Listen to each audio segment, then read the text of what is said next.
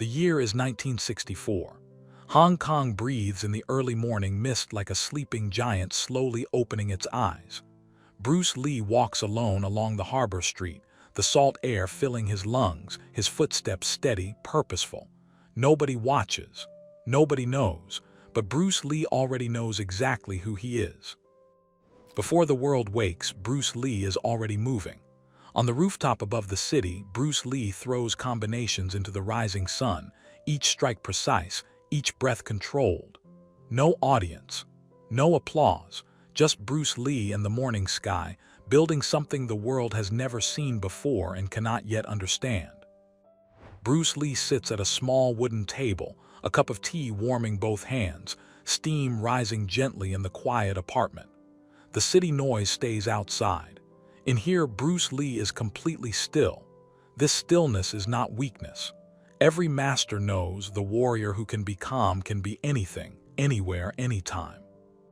Across the city, Muhammad Ali steps from a luxury Kowloon hotel into the bright Hong Kong morning like a force of nature arriving unannounced. Muhammad Ali is enormous, magnetic, loud in every direction. Reporters swarm. Cameras flash. Muhammad Ali grins at every single one of them, absolutely certain the whole world belongs to him. Muhammad Ali moves through the Hong Kong street crowd like a parade that started itself. People reach out to touch Muhammad Ali. Children run beside Muhammad Ali. Muhammad Ali throws playful jabs at the air, laughing his enormous laugh, drawing every eye on every face in every direction down this packed and breathless street. Back inside the hotel corridor, Muhammad Ali shadowboxes alone, gloves loose at his sides, feet dancing on the marble floor. Muhammad Ali is not practicing. Muhammad Ali is celebrating his own greatness before tonight even begins. The mirrors on the wall show Muhammad Ali back to himself. Muhammad Ali winks at his own reflection. Bruce Lee unfolds the morning newspaper at the table. Muhammad Ali's face stares up from the front page, massive and grinning. Bruce Lee reads every word quietly, fingertip tracing the headline. Bruce Lee does not smile. Bruce Lee does not frown. Bruce Lee simply reads, finishes, and sets the paper down with one hand. Bruce Lee folds the newspaper slowly, deliberately, and places it flat on the table. Window light falls across Bruce Lee's face in a long golden stripe. Bruce Lee looks outside at the city for a long moment, thinking thoughts that require no words. Then Bruce Lee stands, finishes his tea, and prepares for the evening. Across the city, workers hang enormous fight banners from the rafters of the Hong Kong arena. Scaffolding creaks. Men shout measurements to each other. Muhammad Ali's face printed in black and white stares down from every banner. Tonight this arena will be electric. Tonight something will happen here that no one has planned for. By evening, the Hong Kong arena is alive. Thousands of people press through the entrance gates, voices layered over voices, the smell of cigarette smoke and excitement mixing in the warm night air. The crowd floods every aisle, every row, every corner. The arena has waited all year for a night exactly like this one. Muhammad Ali enters through the fighters' tunnel and the arena shakes. The roar begins before Muhammad Ali is fully visible, just the sound of his name rippling through thousands of mouths at once. Muhammad Ali raises both gloved fists high and walks slowly, drinking every single drop of that enormous noise into his chest. Muhammad Ali climbs the ring ropes and stands on the top strand, arms spread wide, the entire arena screaming beneath him. Muhammad Ali turns slowly in a full circle, absorbing every face, every flashbulb, every chanting voice. This is Muhammad Ali's church. This ring is his altar. And tonight, Muhammad Ali is the sermon.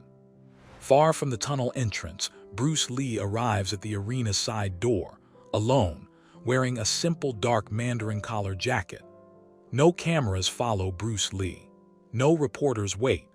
Bruce Lee nods once to the door attendant, takes a paper ticket from his inside pocket, and walks into the crowded arena completely unremarked and unnoticed. Bruce Lee moves through the crowd slowly, excusing himself through packed rows, stepping sideways past shoulders and elbows. A few faces glance at Bruce Lee, then look away. Nobody recognizes Bruce Lee here in this crowd of thousands, all facing the glowing ring where Muhammad Ali dances and the spotlights pour like hot waterfalls. Bruce Lee finds his seat in the third row of the main arena floor, sits down, places both hands on his knees, and looks forward at the ring. Bruce Lee does not lean forward with excitement. Bruce Lee does not look around at the crowd. Bruce Lee simply watches Muhammad Ali with quiet, measuring eyes.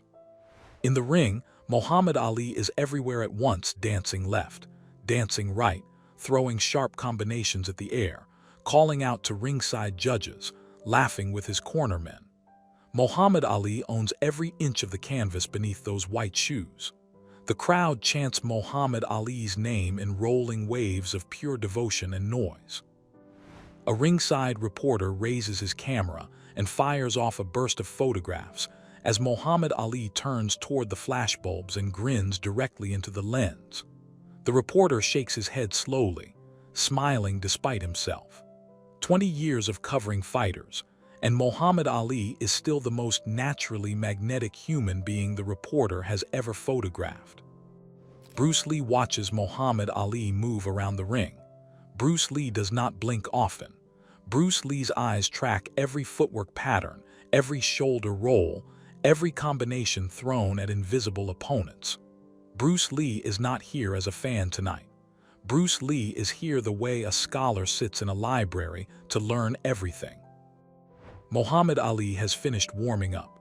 Muhammad Ali leans both forearms on the top rope and scans the crowd slowly, that famous grin stretched wide, looking for faces to play with. Muhammad Ali does this before every fight, finds someone in the audience to perform for. Tonight Muhammad Ali's searching eyes stop moving. Muhammad Ali has found someone.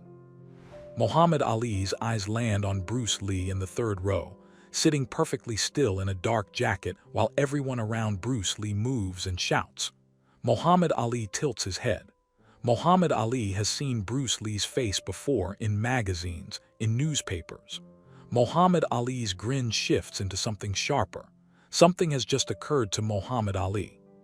Muhammad Ali straightens from the ropes and raises his right arm, one enormous gloved finger extending outward like a loaded cannon, aimed across the entire arena directly at Bruce Lee.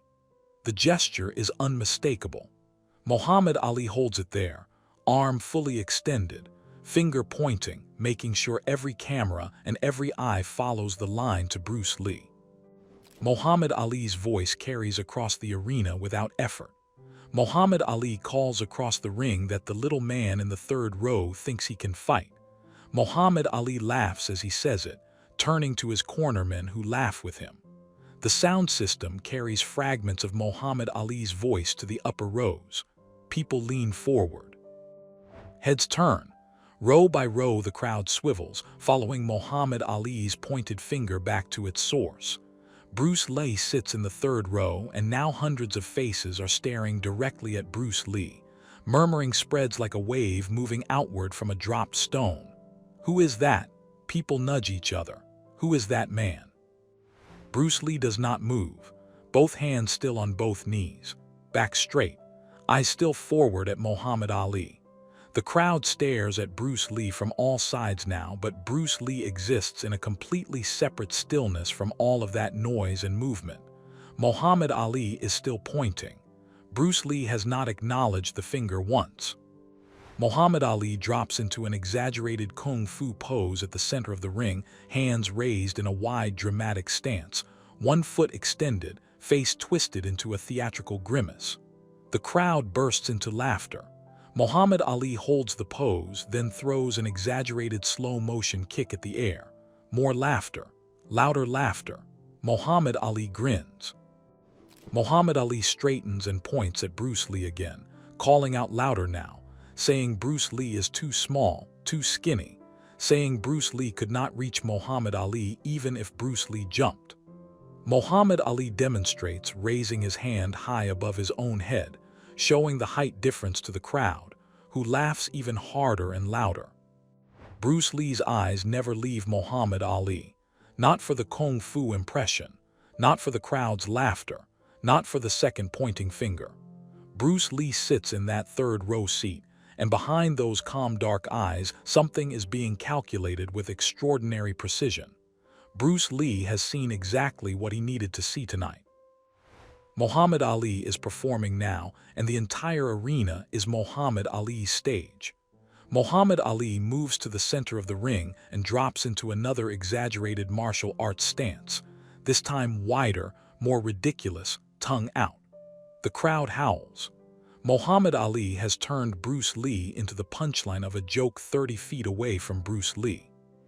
Muhammad Ali cups both gloved hands around his mouth and shouts toward the third row that Bruce Lee is too small to be a real fighter.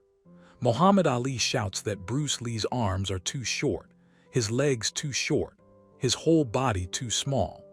Muhammad Ali shouts all of this laughing, and the crowd laughs with Muhammad Ali.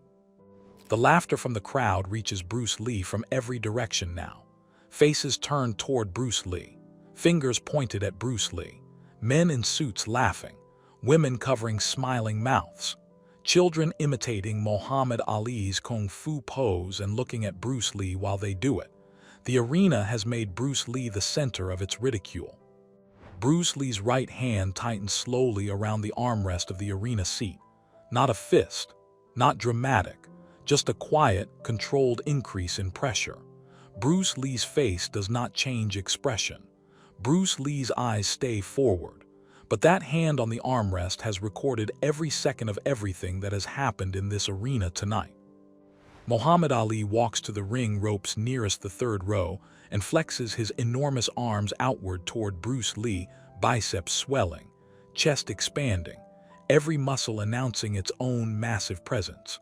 Muhammad Ali shouts that this is what a real fighter looks like. The crowd cheers Muhammad Ali's muscles. Muhammad Ali winks at Bruce Lee across the distance. The ringside reporter is scribbling fast now. The reporter's notepad fills with observations, not about the upcoming fight, not about Muhammad Ali's physique, but about Bruce Lee in the third row. Because the reporter has noticed something none of the laughing crowd has noticed yet. Bruce Lee has not moved. Bruce Lee has not reacted, not once. Bruce Lee breathes in. Bruce Lee breathes out. The crowd noise is enormous on all sides. Muhammad Ali is still performing above in the ring. Flashbulbs fire everywhere. The arena is a storm of sound and light and motion. And at the center of all of it, in the third row, Bruce Lee is as still as stone. Muhammad Ali finally turns away from Bruce Lee, pacing back toward the ring center, still laughing, throwing combinations at the air, drawing the crowd's applause back toward the ring. The moment seems to be ending. The joke seems to be finished. The crowd is already turning back toward Muhammad Ali. The third row is nearly forgotten. Bruce Lee stands up. It happens slowly, quietly, without announcement. Bruce Lee simply uncurls from the seat, both feet finding the floor, back straightening to full height. Bruce Lee does not raise his voice. Bruce Lee does not gesture. Bruce Lee simply stands in the third row of the arena, and somehow the space around Bruce Lee changes completely. Storyboard 5. The small man stands. The silence spreads from Bruce Lee outward. The people in Bruce Lee's immediate row notice first. The man who sat so still is now standing. They stop laughing. They stop talking. That silence touches the row behind and the row in front. The quiet radiates outward from Bruce Lee's standing figure like heat from a coal. Muhammad Ali is mid-sentence when something shifts in the arena's energy. Muhammad Ali stops talking. Muhammad Ali turns back toward the third row. Muhammad Ali sees Bruce Lee standing. The enormous grin on Muhammad Ali's face does not disappear immediately, but it slows. Muhammad Ali's eyes narrow slightly. This was not part of Muhammad Ali's performance plan. Bruce Lee reaches up and removes the dark mandarin collar jacket from his shoulders in one smooth motion, folding it once over one arm and holding it at his side. The motion is so clean, so economical, that several people nearby stop breathing for a moment. A murmur moves through the crowd. The arena hushes further. Everyone is watching Bruce Lee now. Bruce Lee rolls up one sleeve slowly, deliberately, and the forearm that emerges from that dark fabric is lean, striated, every tendon visible under the skin like cables under silk. The people nearest Bruce Lee in the third row lean back slightly in their seats without knowing they are doing it. The murmur in the arena grows deeper. Muhammad Ali grips the top ring rope with both gloved hands and stares down at Bruce Lee in the third row. Muhammad Ali is still taller. Muhammad Ali is still larger. Muhammad Ali still has every physical advantage. But something in the way Bruce Lee is standing has altered the mathematics of this situation in a way Muhammad Ali cannot yet name. The arena has gone quiet in a way it was not quiet before. This is not the polite quiet of anticipation.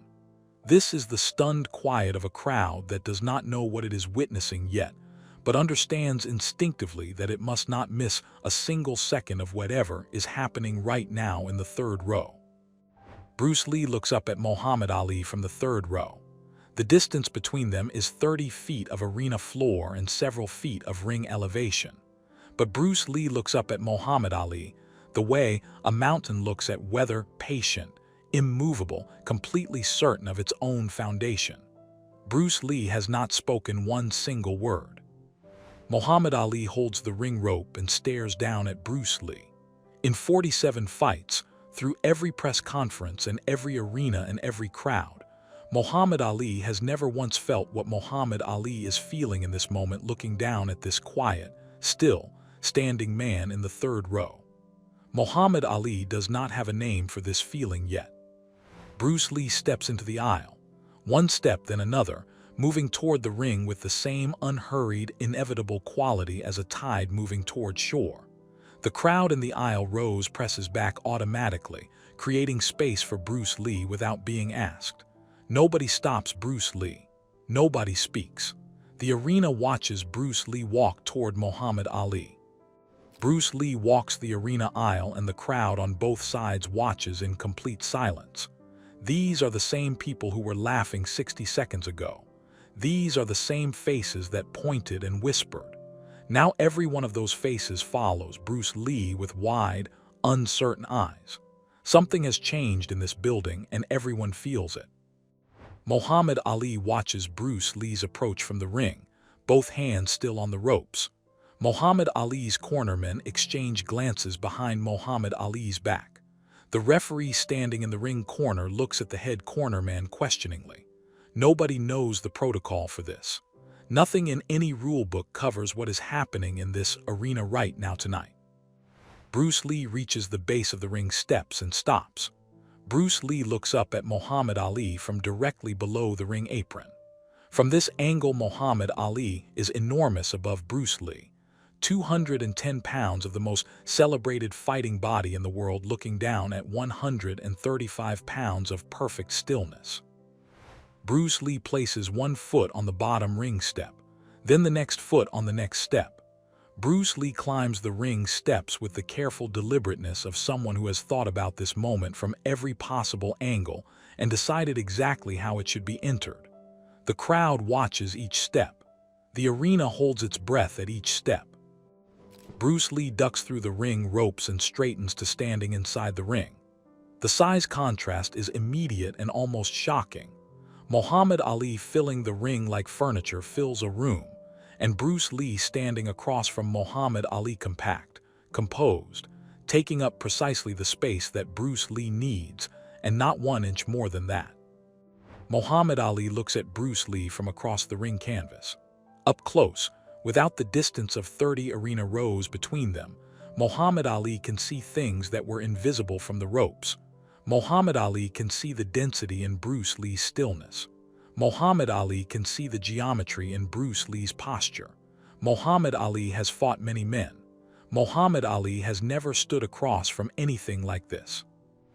Bruce Lee raises both hands into a fighting stance, and the movement is like watching water become a blade. Every joint in Bruce Lee's body finds its angle. Every muscle in Bruce Lee's frame aligns. The stance is not aggressive. The stance is not defensive. Bruce Lee's stance is simply correct, the way a key is correct for a specific lock. Muhammad Ali takes half a step backward. It is not retreat. Muhammad Ali would never call it retreat. But Muhammad Ali's feet, which have danced 10,000 rounds across 10,000 canvases, have made a small unconscious adjustment in response to whatever Bruce Lee is radiating from that stance across the ring. Muhammad Ali's feet know things Muhammad Ali's mouth has not admitted yet. The arena erupts, not in laughter this time, not in chanting, but in a raw collective sound that has no single word to describe it. It is shock and excitement and disbelief and curiosity all compressed together into one enormous human noise that fills the Hong Kong arena from the wooden floor to the smoke-hazed rafters above. Muhammad Ali decides to test Bruce Lee. Muhammad Ali throws a single jab, not full power, not a fight jab, but fast, the fastest thing Muhammad Ali can produce casually, the speed that has embarrassed professional fighters for years. Muhammad Ali's jab crosses the ring toward Bruce Lee's face at a speed most humans cannot consciously track. Bruce Lee is not there. Bruce Lee slips Muhammad Ali's jab by 3 inches, head moving offline with a lateral tilt so subtle it almost looks like Bruce Lee simply decided to look at something slightly to the left. Muhammad Ali's glove passes through empty air. The crowd makes a sound it has never made before in this arena. Muhammad Ali throws again, this time harder, this time with genuine speed and genuine intention behind it. Muhammad Ali has decided that the first slip was luck, or timing, or accident. Muhammad Ali commits to the second punch the way Muhammad Ali commits to everything, completely, powerfully, with total certainty in the outcome. The punch leaves Muhammad Ali's shoulder fast. Bruce Lee deflects Muhammad Ali's second punch with one open hand, redirecting Muhammad Ali's glove past Bruce Lee's ear with a motion that uses exactly as much force as a door uses to swing on a hinge. The deflection is not a block. The deflection does not stop Muhammad Ali's punch. The deflection simply makes Muhammad Ali's punch go somewhere that Muhammad Ali did not intend. The crowd comes to its feet, not all at once, in a wave that starts ringside and travels backward through every row to the very last seats at the top of the arena. People stand because their bodies stand before their minds make the decision. People stand because what they just watched their eyes report as impossible but true. Muhammad Ali stops. Muhammad Ali shakes out the hand that threw the deflected punch and stares at Bruce Lee across the ring canvas. The expression on Muhammad Ali's face is something this crowd has never seen on Muhammad Ali's face before. Not fear, not anger, something more honest than either of those things. Muhammad Ali is genuinely confused. Bruce Lee circles Muhammad Ali with small, light steps, moving around Muhammad Ali's perimeter like a satellite in perfect orbit. Bruce Lee's feet barely seem to touch the canvas. Bruce Lee does not bounce. Bruce Lee does not shuffle. Bruce Lee moves the way smoke moves, continuously, without friction, always exactly where Bruce Lee intends to be. The ringside reporter has stopped writing. The reporter's pen rests forgotten against the notepad. The reporter's full attention is on Bruce Lee moving around Muhammad Ali in the ring above. The reporter has covered 112 professional fights in 20 years. The reporter has never seen movement like Bruce Lee's movement. The reporter cannot look away. Muhammad Ali lunges. All of Muhammad Ali's 210 pounds launch across the ring canvas toward Bruce Lee in a rush that has flattened professional heavyweights and dropped championship contenders. Muhammad Ali lunges with everything, with speed, with power, with the full desperate conviction that size and mass must mean something in this ring tonight. Bruce Lee sidesteps Muhammad Ali's lunge and Muhammad Ali's enormous momentum carries Muhammad Ali past Bruce Lee and toward the ropes. Bruce Lee does not jump away. Bruce Lee does not scramble. Bruce Lee simply is no longer where Muhammad Ali is going, the way a river simply is no longer where a stone falls after the stone has passed through. As Muhammad Ali passes, Bruce Lee's right hand makes contact with Muhammad Ali's shoulder. 1 inch of travel, one controlled explosion of force transferred through relaxed muscle into a single compressed point. The sound is a sharp crack that the front rows hear clearly above all other arena noise. It is not a full strike. It is a demonstration. Muhammad Ali hits the ring ropes and grabs them, turning back toward Bruce Lee. Muhammad Ali's shoulder is ringing where Bruce Lee touched it. Muhammad Ali's legs feel the vibration of that contact all the way down to the canvas. The crowd's roar becomes something structural, a sound with weight and pressure that the arena walls can feel. Bruce Lee stands at ring center. Bruce Lee's chest rises and falls at the same pace it rose and fell when Bruce Lee was sitting in the third row. Bruce Lee has not accelerated. Bruce Lee has not exerted. Bruce Lee is standing in the same stillness Bruce Lee brought into this arena tonight, unchanged and complete. Muhammad Ali raises one gloved hand toward Bruce Lee, not a fighting gesture, a stopping gesture. Muhammad Ali's eyes are wide and looking at Bruce Lee with the expression of a man who has just learned that a thing he was certain about is not true. Muhammad Ali's hand stays raised. The gesture means, I see you. I see you now. Muhammad Ali begins to laugh.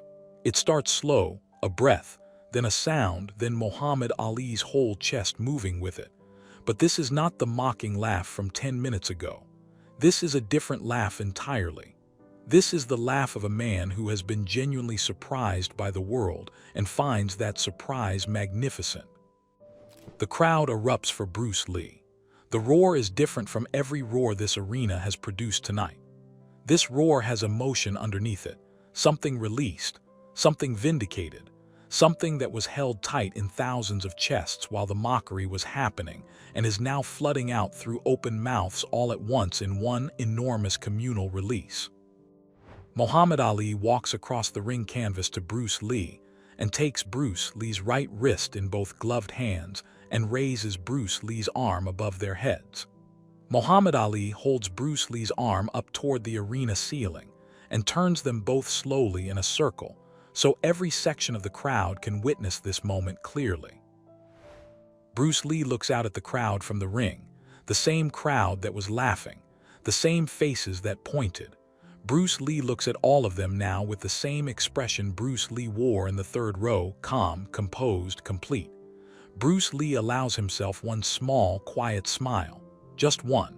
Then Bruce Lee is still again. Muhammad Ali drops Bruce Lee's wrist and faces the crowd directly, his enormous voice filling the arena without a microphone.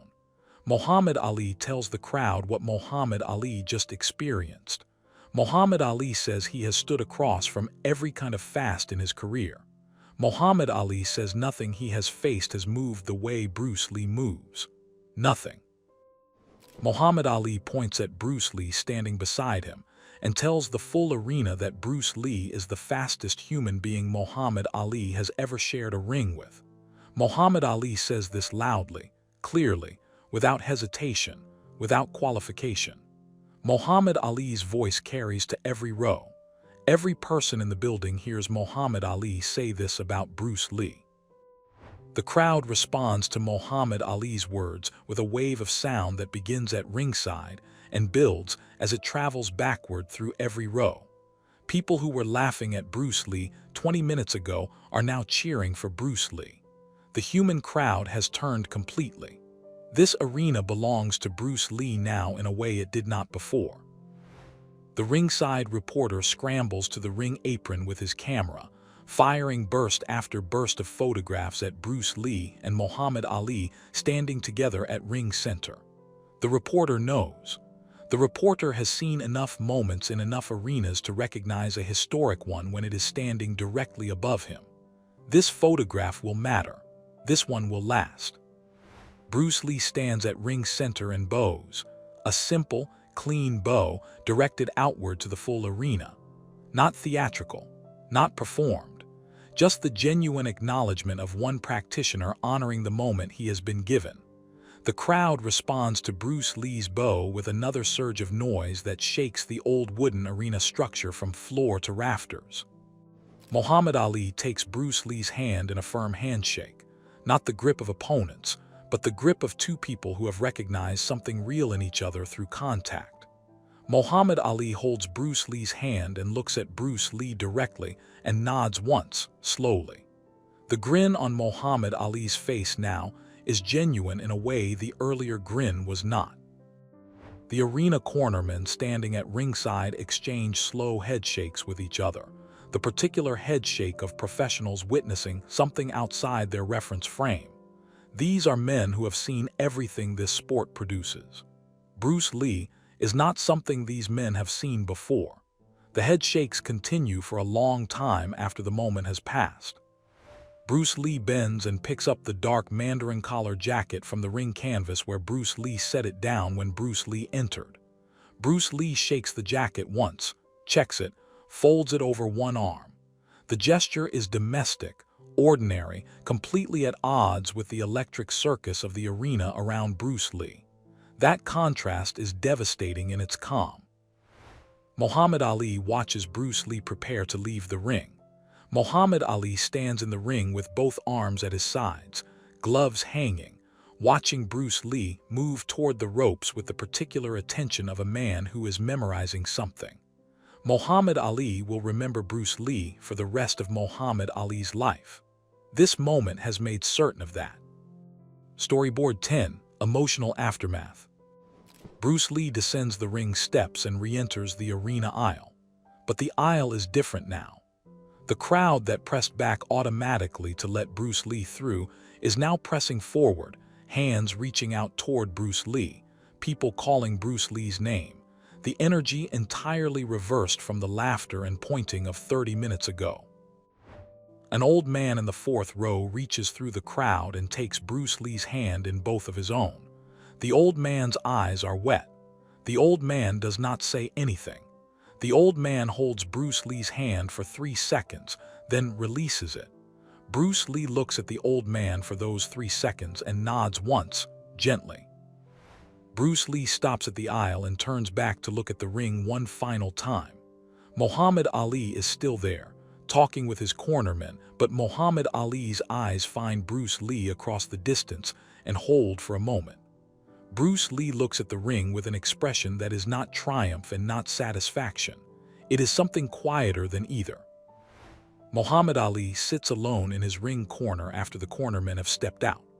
Muhammad Ali rests both forearms on both knees and looks at the canvas between Muhammad Ali's feet. Muhammad Ali is thinking. The arena noise continues around Muhammad Ali, but Muhammad Ali is somewhere inside a very private and very important conversation with himself tonight. Muhammad Ali lifts his eyes from the canvas and looks out at the emptying arena seats. The crowd is filing out. The banners still hang from the rafters. The spotlights still pour. But Muhammad Ali is looking at something beyond the physical arena now, at an idea that Bruce Lee planted in Muhammad Ali simply by standing in the third row and standing up. Bruce Lee walks the exit tunnel beneath the arena, the crowd noise fading behind Bruce Lee with each step forward. The tunnel is concrete and dim after the blazing arena lights. Bruce Lee's footsteps echo. Bruce Lee carries the jacket over one arm. Bruce Lee walks at the same pace Bruce Lee has walked all evening, unhurried, certain, complete. At the tunnel's end, the Hong Kong night is visible. City lights spread across the darkness in every direction, neon signs in Chinese characters, the harbor gleaming in the distance. Bruce Lee stops at the tunnel's mouth and stands in the border between the arena behind and the city ahead. Bruce Lee breathes the night air in once, deeply. Bruce Lee looks at the Hong Kong skyline from the arena exit. The city Bruce Lee was born connected to, trained in, fought to be seen in, continues its enormous ordinary life in every lit window and moving street below. Bruce Lee looks at it with the same quiet eyes Bruce Lee has worn all evening. Small smile, one breath, still. Bruce Lee steps out of the arena and into the Hong Kong night, and the city receives Bruce Lee the way it always has, without ceremony, without announcement, without fanfare. Bruce Lee walks into the dark street alone, jacket over one arm, footsteps steady. Behind Bruce Lee, Inside the arena, a legend has been confirmed. Bruce Lee walks on,